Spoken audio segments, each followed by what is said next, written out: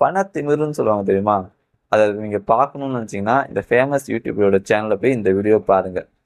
ரம்ஜான் டைம்ல பார்த்தீங்க அப்படின்னா, இவர் வந்து ஏழை மக்களுக்கு வந்து சில விஷயங்கள் நம்ம குடுப்போம். நம்மளால முடிஞ்சத செய்வோம் அப்படிங்கிற மாரி தான் வெளில வருவாரு.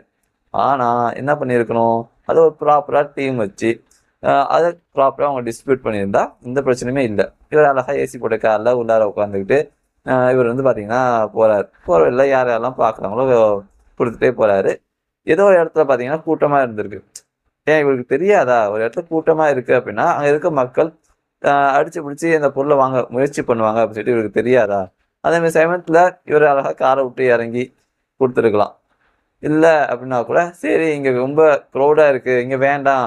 வேற எங்கேயும் நம்ம போய்க்கலாம் அப்படிங்கிற மாரியா மூவ் ஆன் ஆயிருக்கலாம். ஆனா டோர் ஓப்பன் பண்றாரு. வழக்கம் போல நம்ம மக்கள் பார்த்தீங்க அப்படின்னா சொல்லவே வேண்டாம். எனக்கு குடுங்க, எனக்கு குடுங்கன்னு சொல்லிட்டு முந்தி அடிச்சுட்டு போய் நிக்கிறாங்க. காருக்குள்ள பார்த்தீங்கன்னா, கை விட்டு கேட்கறாங்க. அது நாம தப்பு சொல்ல முடியாது. என்ன பொறுத்தவரைக்கும் பார்த்தீங்கன்னா, நான் தப்பு சொல்ல மாட்டேன். ஏன்னா, இது இதுதான் நடக்குங்கிறது ரியாலிட்டியா எல்லாருக்குமே தெரிஞ்ச விஷயம். அவருக்குமே கண்டிப்பா தெரியும். ஆனா, அவரு பார்த்தீங்கன்னா கோவப்படுறாரு. ஏதோ ஆ ஒய்ஃபையே புடிச்சு கார்லேருந்து வெளில தள்ளுற அளவுக்கு அப்படியே 2 பேரும் பேசி சிரிச்சுக்கிட்டு பேக்ரவுண்ட் மியூசிக்லாம் போட்டு இந்த மக்கள கிண்டல் பண்ணி பேசுற மாரியான சில விஷயங்கள்லாம் பார்த்தீங்கன்னா, பேசிட்டு போறாங்க. கார் ஓட்டிட்டு போறாங்க. இது மாரி பார்த்தீங்கன்னா 2 இடத்துல நடக்குது. ஸோ இது வந்து பார்த்தீங்கன்னா, என்ன பொறுத்தவரைக்கும் வன்மையா கண்டிக்கக்கூடிய ஒரு விஷயமா தான் நான் பார்க்குறேன். ஏன்னா, அவர் ஃபேமஸ் யூடியூபர். அதுக்கு பார்த்தீங்கன்னா, நல்ல டீம்லாம் வேற அவருக்கு பின்னாடி இருக்கு. அவர் நெனச்சிருந்தா ப்ராப்பரா எல்லாத்தையும் அரேஞ்ச் பண்ணி ப்ராப்பரா ஒரு விஷயத்த செஞ்சிருக்க முடியும்.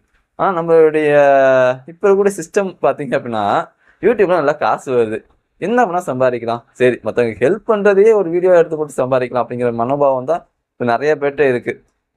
ஒண்ணு ஏதாவது ஹெல்ப் பண்ற மாரி வீடியோ எடுத்து போட்டு சம்பாரிக்கலாம். இல்ல அப்டின்னா கேவலமா ஏதாவது பண்ணி சம்பாரிக்கலாம்.